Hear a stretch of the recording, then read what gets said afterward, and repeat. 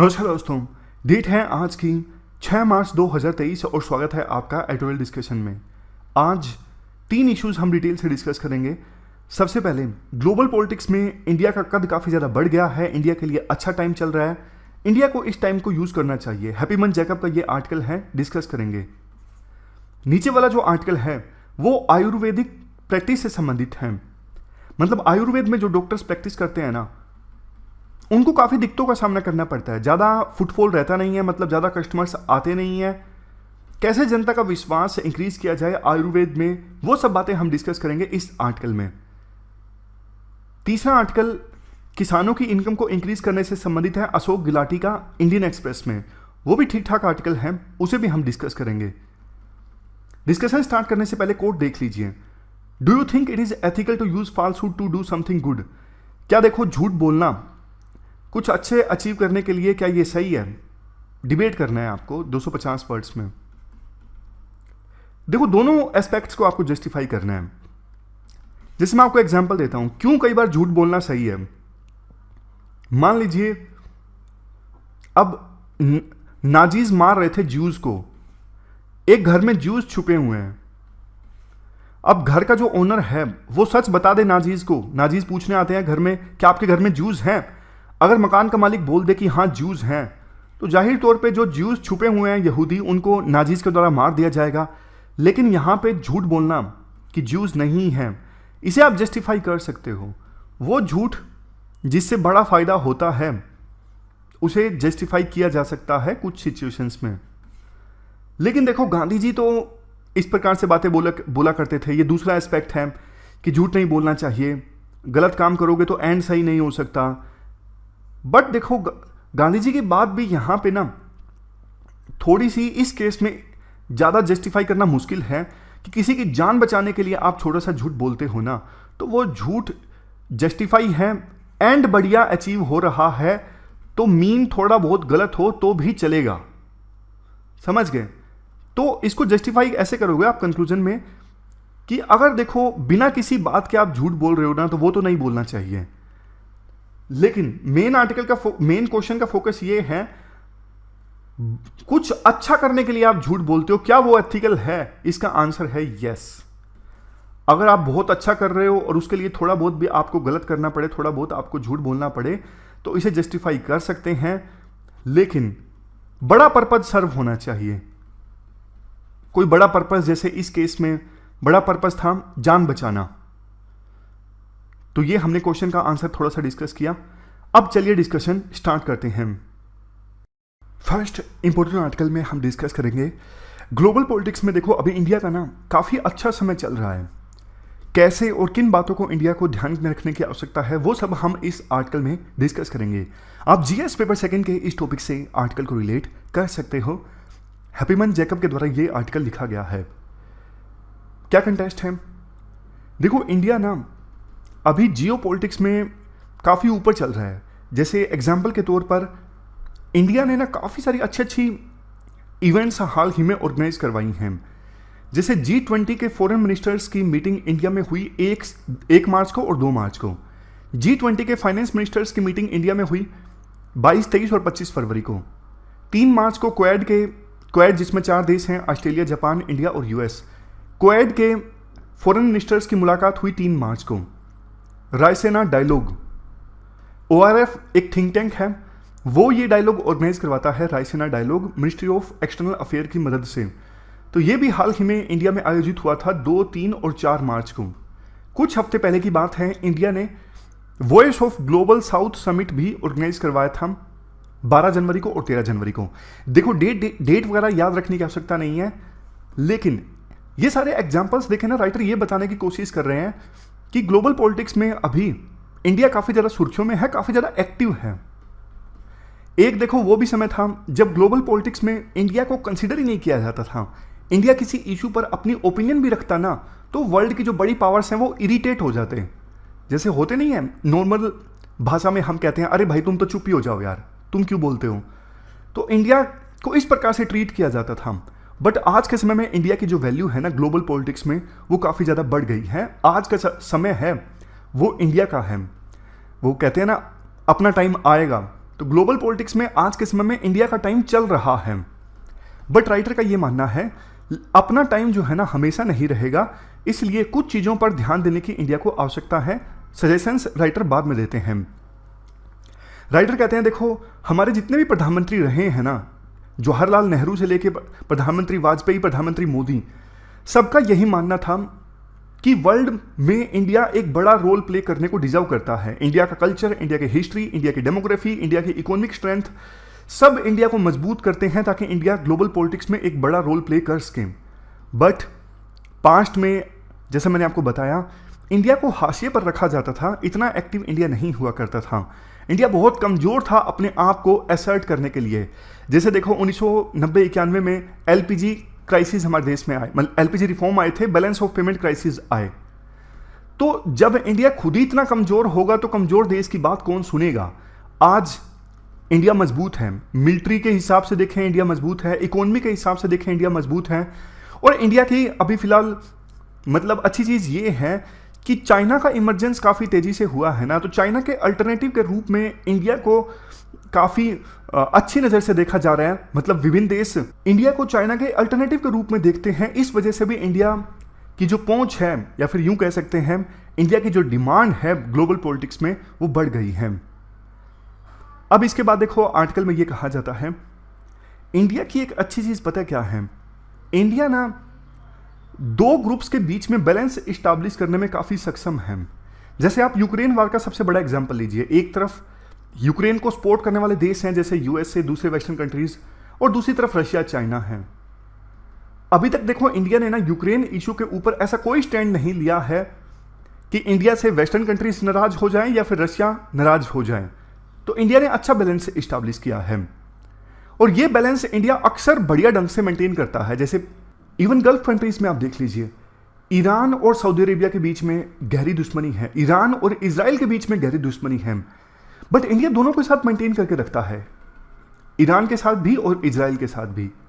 आप और एग्जांपल देखिए, चाइना लेड ग्रुप्स हैं जैसे एससीओ है, संघाई कोऑपरेशन ऑर्गेनाइजेशन, एससीओ का भी इंडिया मेंबर है और क्वाड का भी इंडिया मेंबर है।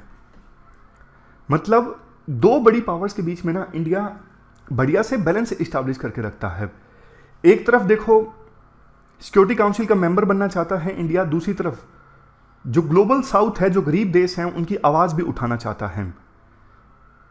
तो मतलब दोनों चीजें एक साथ कैसे करनी है वो इंडिया को आता है।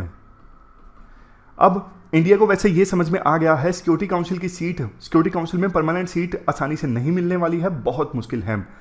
तो इंडिया ने दूसरे ग्रुप्स को तवज्जो देने लगा है। फॉर एग्जाम्पल G20 में अभी मीटिंग हुई थी ना, तो प्रधानमंत्री मोदी ने G20 के फॉरेन मिनिस्टर्स की मीटिंग में ये आर्गुमेंट रखा कि ग्लोबल गवर्नमेंट तो देखो फेल हो चुकी है, जैसे यूएन जैसी ऑर्गेनाइजेशन है वो फेल हो चुकी हैं, हमें ना इन मीटिंग्स में, जैसे G20 की मीटिंग्स में उन देशों की भी बात करनी है, उन देशों की भी बात करनी है जो इस कमरे में मौजूद नहीं है। अब वर्ल्ड में 194 के आसपास, 193-94 जितने भी देश हैं, सभी तो मेंबर नहीं है G20 के। तो गरीब देश जो G20 के मेंबर नहीं हैं उनकी भी बात करनी है, ऐसा आर्गुमेंट प्रधानमंत्री मोदी ने किया। एक प्रकार से असर्ट किया कि इंडिया जो है लीडर है ग्लोबल साउथ का। समझ गए। इसके अलावा देखो G20 की हाल ही में फॉरेन मिनिस्टर्स की मीटिंग हुई थी इंडिया में, तो पहली बार ऐसा हुआ कि रशिया और यूएस के फॉरेन मिनिस्टर्स ने आपस में मुलाकात की। तो इंडिया में G20 की मीटिंग हुई और इस मौके पर यूएस और रशिया के फॉरेन मिनिस्टर्स ने आपस में मुलाकात की, जो कि अच्छी चीज़ है। और बड़ी बड़ी मीटिंग्स हुई अलग अलग देशों में, वहाँ पे दोनों देशों के फॉरेन मिनिस्टर्स नहीं मिल सके लेकिन इंडिया में मिले, और दोनों देशों के फॉरेन मिनिस्टर्स के बीच में आपस में मुलाकात होना, ये देखो काफ़ी अहम है, काफ़ी इंपॉर्टेंट है। क्योंकि आपको पता है यूक्रेन वार चल रहा है, बातचीत होगी तभी कोई ना कोई समाधान निकलेगा ना, तो बातचीत की शुरुआत होना ही अपने आप में इंपॉर्टेंट है। अब लास्ट में राइटर कुछ पॉइंट्स बोलते हैं। सबसे पहली चीज, इंडिया को ना ये समझ में आ गया है, अगर आप किसी देश के चेले बन जाओगे ना, जैसे मान लीजिए यूएसए के चेले बन गए, यूएसए की हर बात इंडिया मानने लगा, तो इंडिया को सब भूल जाएंगे। चेले की कभी वैल्यू नहीं होती। मतलब समझ गए, ये बात हमारी डेली रूटीन में भी लागू होती है और इंटरनेशनल पॉलिटिक्स में भी लागू होती है। जो देश अपना स्टैंड लेता है ना, उसी की वैल्यू है। इसलिए इंडिया वेस्टर्न कंट्रीज की पूरी बात, मतलब ऐसा नहीं कि पूरी की पूरी सारी बातें मान रहे हैं वेस्टर्न कंट्रीज की, नहीं। जिन चीज़ों पे अलाइंड है कि चाइना का मुकाबला करना है, उन बातों पर इंडिया कोऑपरेट करता है। बट रशिया के मुद्दे पर इंडिया ने वेस्टर्न कंट्रीज की बातें मानने से इनकार कर दिया, यूएस के सैंक्शंस मानने से इनकार कर दिया। अब दूसरी चीज, वैसे इंडिया पूरी कोशिश कर रहा है कि ग्लोबल साउथ यानी गरीब देशों के लीडर के तौर पे अपने आप को इस्टेब्लिश किया जाए, साबित किया जाए। बट अब तो क्या है, G20 की प्रेसिडेंसी इंडिया के पास है, SCO की प्रेसिडेंसी भी इंडिया के पास है। लेकिन जब G20 और SCO की प्रेसिडेंसी इंडिया से चली जाएगी, तब चाइना इंडिया को हवा नहीं लगने देगा। मतलब बहुत मुश्किल है कि चाइना को रिप्लेस करके इंडिया अपने आप को ग्लोबल साउथ का लीडर साबित कर दे। तो इंडिया के पास ये जो साल है ना, करंट जो चल रहा है, इसको बढ़िया ढंग से इंडिया को यूज करना होगा, ताकि जो गरीब देश हैं, डेवलपिंग कंट्रीज हैं, उनके साथ बढ़िया जबरदस्त रिलेशंस इस्टेब्लिश किए जा सके इस साल का फायदा उठा के, जब प्रेसिडेंसी इंडिया के पास है। अब नेक्स्ट आर्गुमेंट राइटर के द्वारा ये रखा जाता है, कई बार ना इंडिया क्या करता है, जैसे वेस्टर्न कंट्रीज ने कोई बात बोली तो इंडिया जवाब देता है। फॉर एग्जाम्पल, वेस्टर्न कंट्रीज बोलते हैं कि रशिया से तेल परचेज करना मतलब रशिया जो वार कर रहा है यूक्रेन के ऊपर, उसे सपोर्ट करने के समान है। यूक्रेन के जो निर्दोष लोग मारे जा रहे हैं उसका समर्थन कर रहा है इंडिया रशिया से तेल परचेज करके। ऐसी स्टेटमेंट वेस्टर्न कंट्रीज के कुछ एक्सपर्ट्स देते हैं। बदले में फिर हमारे विदेश मंत्री हो गए जैसे एस जयशंकर या फिर दूसरे लोग हो गए, वो भी काफ़ी इंटेंसिवली रिप्लाई करते हैं, जैसे जितना तेल हम परचेज करते हैं उससे ज़्यादा तो यूरोप परचेज करते हैं, पहले यूरोप को अपने गिरेमान में झांकना चाहिए, ये यूरोप का वार है। ऐसी स्टेटमेंट्स इंडिया की तरफ से भी आती हैं। तो राइटर कहते हैं कि इतनी इंटेंस स्टेटमेंट देने की जरूरत नहीं है कि खटास आ जाए रिश्तों में। जवाब दे दिया, ठीक है, बट स्टेटमेंट्स ऐसी नहीं होनी चाहिए कि नीडलेसली, मतलब बिना जरूरत के ऑफेंसिव हों वेस्टर्न कंट्रीज की तरफ। यह बात ध्यान रखने की आवश्यकता है। नेक्स्ट चीज देखो, इंडिया बैलेंस स्टैब्लिश कर रहा है अभी, एक तरफ यूएसए और रशिया के बीच में, मतलब यूएसए और दूसरे वेस्टर्न कंट्रीज, दूसरी तरफ रशिया, इनके बीच में। और गल्फ का भी मैंने एग्जांपल दिया, कैसे ईरान और सऊदी अरेबिया के बीच में, ईरान इजराइल के बीच में इंडिया बैलेंस स्टैब्लिश कर रहा है। लेकिन देखो, बैलेंस की ना एक सीमा होती है। अगर इंडिया हर बार इस प्रकार से फेंस पर बैठा रहेगा, कोई भी इंडिया स्टैंड नहीं लेगा, तो फिर होगा क्या, इंडिया के ना पक्के दोस्त नहीं बनेंगे इंटरनेशनल पॉलिटिक्स में, ट्रू फ्रेंड्स। ऐसे दोस्त जो जरूरत पड़ने पर इंडिया के साथ आ जाएं। इंडिया को फिर अपॉर्चुनिस्टिक माना जाना लगेगा कि इंडिया तो किसी की साइड नहीं होता, इंडिया सिर्फ अपॉर्चुनिटी का फायदा उठाता है। तो ये बात राइटर बोलते हैं कि लिमिट है बैलेंसिंग की भी। लास्ट में राइटर एक पॉइंट ये बोलते हैं, डर ये भी है कि अभी जो ग्लोबल पॉलिटिक्स में इंडिया का अच्छा टाइम चल रहा है ना, कल को सरकार ना इसे अपने फायदे के लिए इस्तेमाल ना कर ले डोमेस्टिक पॉलिटिक्स में, तो फिर होगा क्या, जब फॉरेन पॉलिसी डोमेस्टिक पॉलिटिक्स में आएगी ना, तो फिर फॉरेन पॉलिसी को लेके भी डिवीजन्स आ जाएंगी, जो देश के लिए अच्छी चीज नहीं है। फॉरेन पॉलिसी पर चाहे कोई भी पॉलिटिकल पार्टी सत्ता में हो, उनकी राय एक होनी चाहिए। लेकिन जब फॉरेन पॉलिसी को लेके डोमेस्टिक पॉलिटिक्स होना स्टार्ट हो जाएगी ना, देश में राजनीति होना स्टार्ट हो जाएगी, तो फिर पॉलिटिकल पार्टीज की राय फॉरेन पॉलिसी को लेके भी अलग अलग हो जाएगी। ये पूरा आर्टिकल हमने डिस्कस किया ग्लोबल पॉलिटिक्स में इंडिया के स्थान से संबंधित। चलते हैं आगे। इसके बाद नेक्स्ट आर्टिकल, आयुर्वेद में वो डॉक्टर्स जो अपना करियर बनाना चाहते हैं, उनको किन किन कठिनाइयों का सामना करना पड़ता है। आप जीएस पेपर सेकंड के इस टॉपिक से आर्टिकल को रिलेट कर सकते हो। क्या कंटेस्ट है, देखो, आयुर्वेद ग्रेजुएट्स को ना प्रैक्टिस करने में बहुत सारी प्रॉब्लम्स का सामना करना पड़ रहा है।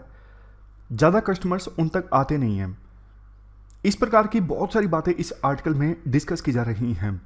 वैसे सरकार काफ़ी पब्लिसिटी कैंपेन चलाती है आयुर्वेद, योग, यूनानी, सिद्धा, होम्योपैथी, इन सब पद्धतियों को प्रमोट करने के लिए, लेकिन फिर भी बावजूद इसके जनता का जो ट्रस्ट डेफिसिट है ना, जनता का विश्वास नहीं है इन पद्धतियों में। सीधी सीधी बात है, क्यों नहीं है, देखो ये सारी जो पद्धतियां हैं ना, फोकस आयुर्वेद पे है, ये बहुत पुरानी है। अब समय के हिसाब से बदलाव आने चाहिए थे। इंटेलेक्चुअल जो डिस्कोर्स होता है इन पद्धतियों के साथ में जुड़ा हुआ होता है, मतलब जो बातें होती हैं ना इन पद्धतियों को जस्टिफाई करने के लिए, वो भी काफ़ी पुरानी हो चुकी हैं। मॉडर्न स्क्रूटिनी होनी चाहिए, मतलब समय के हिसाब से कुछ बातें ऐसी हों जिनको जस्टिफाई किया जाए, कुछ बातें ऐसी हों जिनमें बदलाव लाया जाए, जिनको जस्टिफाई ना किया जाए, ऐसा कुछ होना चाहिए। लेकिन समय के हिसाब से ना इंटेलेक्चुअल डिबेट नहीं हो पाई है इन पद्धतियों को लेके।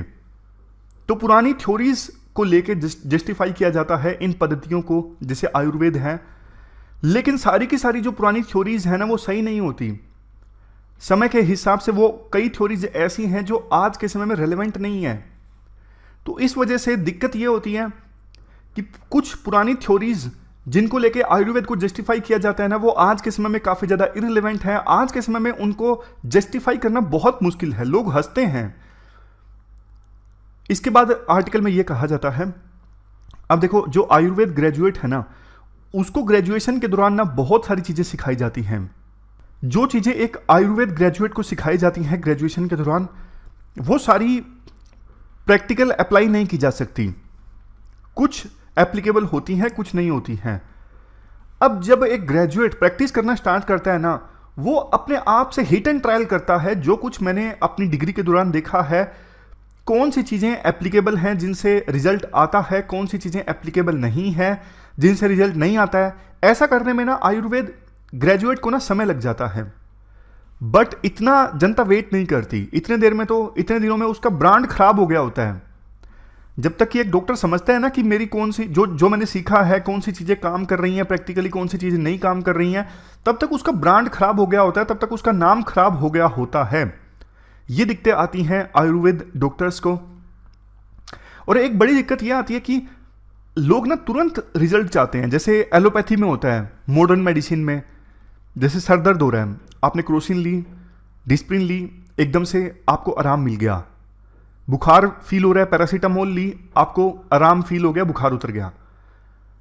लेकिन ना आयुर्वेद में थोड़ी बहुत जगहों पर तो तुरंत आराम संभव है, लेकिन बहुत सारी ऐसी जगहें हैं जहां पे आयुर्वेद में ना तुरंत रिलीफ अवेलेबल नहीं होती।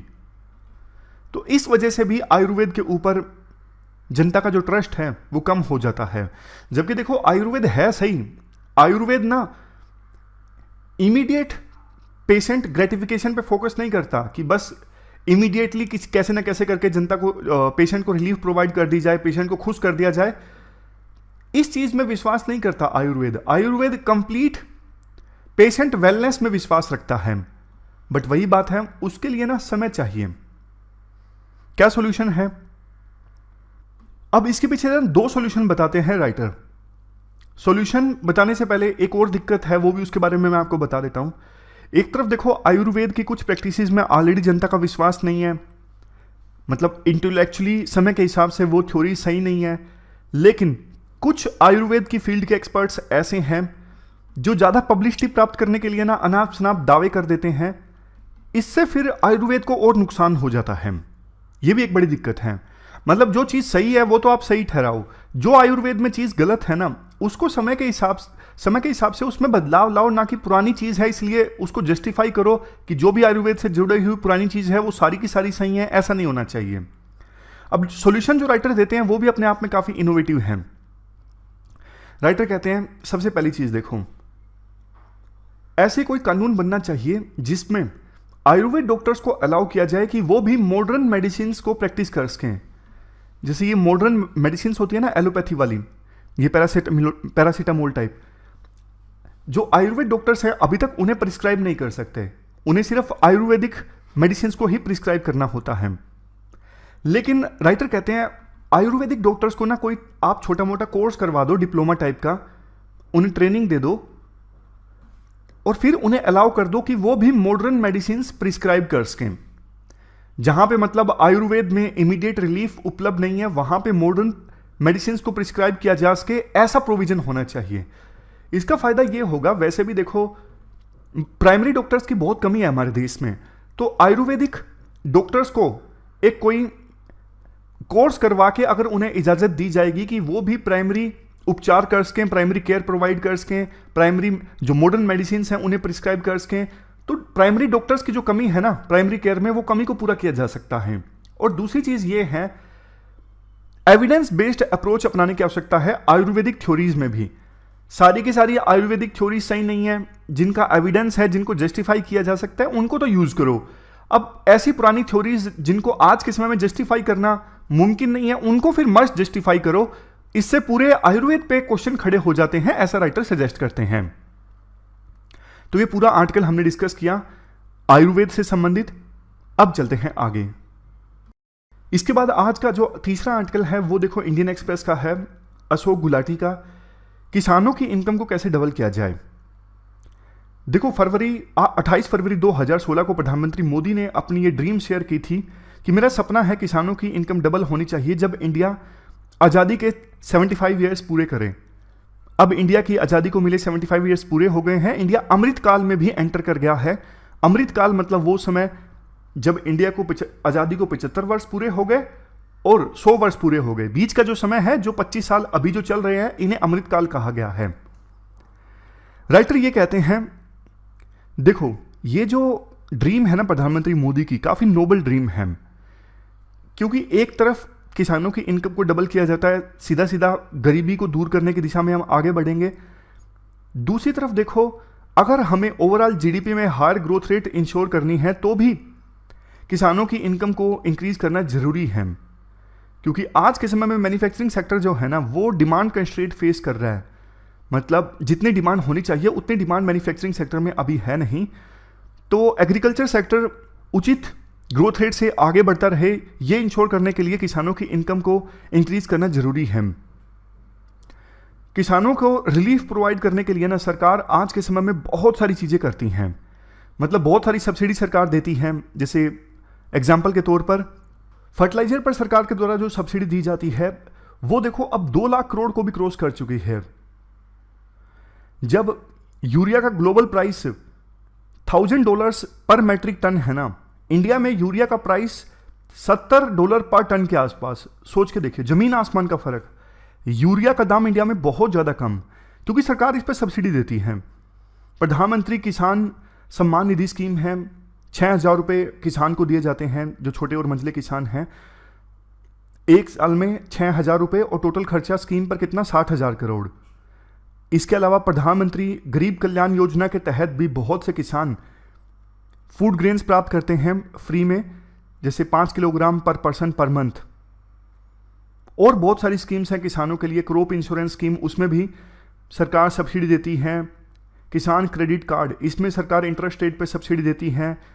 इरिगेशन इक्विपमेंट्स परचेज करने पर सरकार सब्सिडी देती है।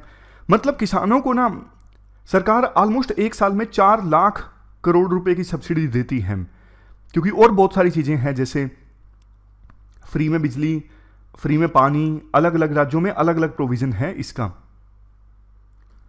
तो ये सब सरकार कर रही है, ये अच्छी चीज़ है। देखो ये जो क्या है, ये इनपुट पे सब्सिडी है, लेकिन ना अगर आउटपुट की बात करें तो सरकार यहां पे काफ़ी बार गड़बड़ी कर देती है। गड़बड़ी करना जैसे वीट के एक्सपोर्ट पर बैन लगा दिया, राइस के एक्सपोर्ट पर 20% टैक्स लगा दिया। समझ गए, ये गलतियां हैं, ये सरकार को नहीं करनी चाहिए, क्योंकि इससे किसानों को फिर उनकी फसलों के उचित दाम नहीं मिल पाते। ऐसी ऐसी और बहुत सारी चीजें हैं, जैसे कई सारी कमोडिटीज का ट्रेड नहीं हो सकता फ्यूचर मार्केट में। कई सारी कमोडिटीज के ऊपर सरकार लिमिट लगा देती है कि इससे ज्यादा आप ये कमोडिटी स्टोर करके नहीं रख सकते। इसके बाद राइटर ही बोलते हैं, देखो ये जो रेजीम है ना कि सरकार इनपुट पर तो बहुत सब्सिडी देती है, जैसे यूरिया मर्जी कितना यूज करो हम सस्ता आपको दिलवाएंगे। इनपुट पर सरकार बहुत सब्सिडी देती है, आउटपुट पर फोकस नहीं करती है। इससे क्या, इन्वायरमेंट को भी बहुत नुकसान पहुंच रहा है। कैसे, जैसे यूरिया तो सस्ता है, किसान ज्यादा परचेज करता है, ज्यादा इस्तेमाल करता है, लेकिन इससे सोइल की प्रोडक्टिविटी पे असर पड़ता है। वाटर फ्री है, ज्यादा यूज होगा, ग्राउंड वाटर के जो सोर्स हैं वो डिप्लीट होंगे। तो मतलब इससे ना बहुत नुकसान हो रहा है। इनपुट पे सब्सिडी बहुत ज्यादा है, आउटपुट पे सरकार ध्यान नहीं दे रही है।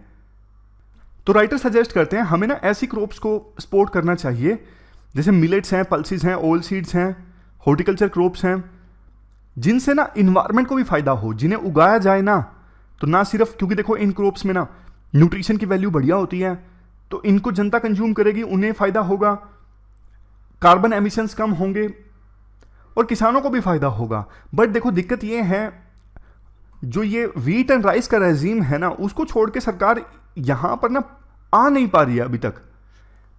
इसके लिए सरकार को वो प्रोविजंस करने होंगे जो अभी राइस और व्हीट के लिए हैं, जैसे कि देखो प्रोक्योर करती है सरकार उनको। तो यहां पे ना सरकार इनको एक तो प्रोक्योरमेंट की गारंटी दे सकती है मिलेट्स, पल्सीज, ऑयल सीड्स उगाने वाले किसानों को। दूसरा इनको ये बोल सकती है चूंकि आप ये फसलें उगा रहे हो इसलिए हम आपको कार्बन क्रेडिट देते हैं। कार्बन क्रेडिट मतलब कुछ इंसेंटिव देते हैं कैसे ना कैसे करके कि आप ये फसलें उगा रहे हो, इसका मतलब इन फसलों को उगाने से कार्बन का एमिशन कम हो रहा है, इन्वायरमेंट को फायदा हो रहा है, तो हम कुछ इंसेंटिव देते हैं। तो किसानों को ये इंसेंटिव दिखेंगे ना, तब वो व्हीट और राइस को छोड़ के मिलेट, पल्सेस इन सबको उगाना स्टार्ट करेंगे। इसके अलावा राइटर कहते हैं देखो कॉर्पोरेट ग्रुप्स और एग्रीकल्चर सेक्टर में ना आपस में मिलकर काम करने का स्कोप काफी ज्यादा है। जैसे कॉर्पोरेट ग्रुप्स का एग्जांपल दिया जाता है कि मध्य प्रदेश में ना 100 एकड़ की जमीन है, वहां पे कॉर्पोरेट के जो लोग हैं वो काम कर रहे हैं मेडिसिनल प्लांट्स को डेवलप करने के लिए। खेत फार्मर्स के हैं लेकिन मेडिसिनल प्लांट्स चाहिए किसको? कॉर्पोरेट्स को। तो किसानों को पहले ही गारंटी दे दी जाती है कि आप ये उगाएंगे, हम आपसे इतने रुपए में परचेज करेंगे। किसानों और कॉर्पोरेट्स दोनों के लिए विन विन सिचुएशन। एक और एग्जांपल दिया जाता है, सोयाबीन का एग्जांपल है। सोयाबीन का मार्केट रेट अभी देखो एमएसपी के हिसाब से देखें 4300 रुपये पर क्विंटल, लेकिन कॉर्पोरेट ना मध्य प्रदेश में किसानों से कई जगहों पे परचेज कर रहा है 6000 रुपये पर क्विंटल। क्यों? क्योंकि कॉर्पोरेट ग्रुप वालों को जरूरत है सोयाबीन की।